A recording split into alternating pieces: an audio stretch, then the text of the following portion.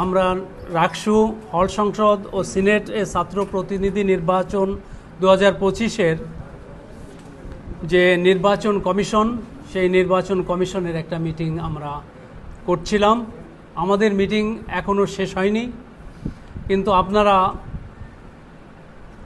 অধীর আগ্রহে অপেক্ষা করছেন আপনারা মেসেজগুলো মিডিয়াতে দেওয়ার জন্যে। আপনাদের কথা বিবেচনা করে আমরা মিটিং শেষ না করে এখানে চলে আসছি ব্রিফিংয়ের জন্যে। তো আমরা ইতিমধ্যে যে সিদ্ধান্তগুলো নিয়েছি আপনাদের কাছে সেইগুলোই আমি বিবৃতি করছি, সেগুলোই বলছি। সেটা হচ্ছে, 1 নম্বর সিদ্ধান্ত নিয়েছি আমরা রাকসু নির্বাচন 2025-এর ভোট কেন্দ্র হলগুলো থেকে একাডেমিক ভবনে স্থানান্তর করার সর্বসম্মত সিদ্ধান্ত গ্রহণ করেছি।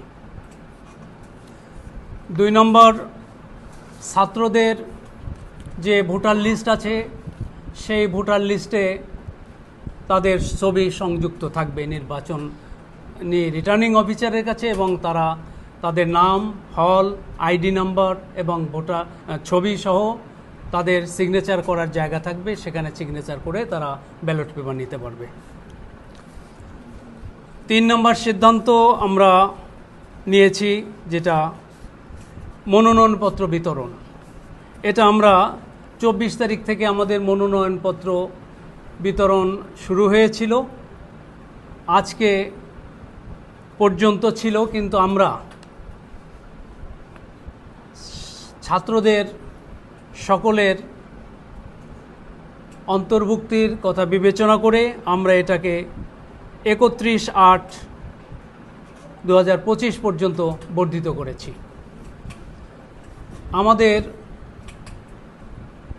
পরবর্তী এই শিডিউলের পরবর্তী তারিখগুলো আপনাদের আগামীকাল আমরা জানিয়ে দিতে পারবো। আমাদের মিটিং চলছে, আমরা আবার মিটিংয়ে বসবো। মিটিংয়ে বসার পরে ইলেকশনের তারিখ এবং পরবর্তী অন্যান্য যে তারিখগুলো সেগুলো আপনাদেরকে জানিয়ে দিতে পারবো। সবাইকে অনেক অনেক ধন্যবাদ। বিভিন্ন ছাত্র সংগঠন দাবি জানিয়ে আসছে ভোট পেছনের ক্ষেত্রে, সেক্ষেত্রে আলোচনা হয়েছে কিনা এবং আলোচনা জি, সেটা আলোচনা হয়েছে, আলোচনা হচ্ছে, এবং সেই আলোচনার প্রেক্ষিতেই আমরা যে সিদ্ধান্ত পিছানোর যে তারিখটা এখনও আমরা সিদ্ধান্তে আসতে পারিনি, ওটা সিদ্ধান্ত আমাদের মিটিং চলছে, আপনাদেরকে পরবর্তীতে জানিয়ে দেওয়া হবে। আমরা আসতে বাধা একটা ধোঁয়াশা তৈরি হচ্ছে যে আদৌ নির্বাচন হচ্ছে কিনা, হবে কিনা, কবে হবে, এটা সরাসরি আপনারা ব্রিফিং করছেন, আমরা একটা স্পষ্ট ধারণা পেতে চাই। আপনাকে অনেক ধন্যবাদ। আসলে ধোঁয়াশার কোনো বিষয়ই নেই।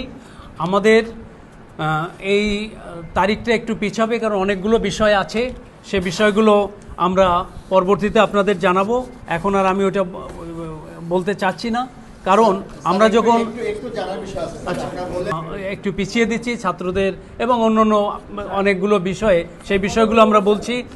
যেমন আমাদের প্রথম কারণ হচ্ছে আমাদের যেভাবে চলছিল সেটা কোথায় কোথায় বাধাগ্রস্ত হয়েছে, যার জন্য আমরা এই তারিখটা পিছাতে বাধ্য হচ্ছি। সেটা হচ্ছে প্রধান নির্বাচন কমিশনারের পরিবর্তন। আপনারা জানেন আমি পরবর্তীতে এসেছি এই পদে। তারপরে আমাদের যে হলগুলোতে যে ভোট কেন্দ্র ছিল সেগুলো ছাত্রদের দাবির প্রেক্ষিতে আমরা একাডেমিক ভবনগুলোতে নিয়ে আসতেছি। সেগুলো আমাদের ব্যাপক প্ল্যানের দরকার আছে, সেখানে নিরাপত্তার বিষয়গুলো আছে, সে সবগুলো আমাদেরকে কনসিডার করে নিয়ে আসতে হচ্ছে। আমি তো কথা তারপরে আমাদের ছাত্রদের যারা ক্যান্ডিডেট হবে তাদের ডোপ টেস্টের যে বিষয় আছে, এখানে আমরা যেটা ভেবেছিলাম পরে আমরা কথা বলে দেখেছি যে এটা বেশ 4-5-6 দিন সময় লাগবে। এটা ক্যান্ডিডেটের প্রতিদিনে 100 হয়তো 100 ছাত্র ডোপ টেস্ট করা যাবে। আমরা মনে করেছিলাম যে একদিনে অনেকগুলো করা যাবে। এটা একটা বিষয়।